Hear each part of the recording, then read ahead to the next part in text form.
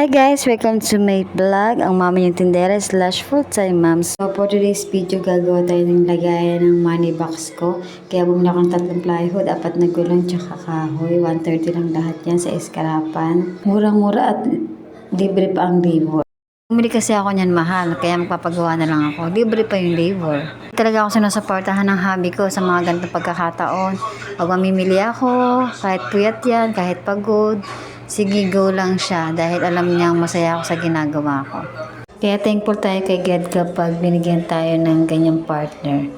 Nakasuporta sa atin palagi.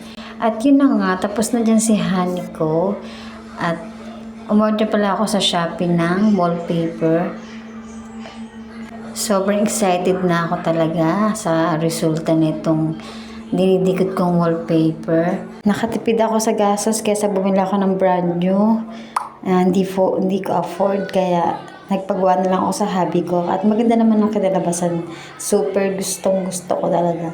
Diyan ko lalagay yung aking money box, ang aking mga benta. Kaya mas na-excite ako magtinda pag ganito yung lagayan ng aking benta. So paano yan guys, hanggang dito na lang. Thanks for watching. Bye!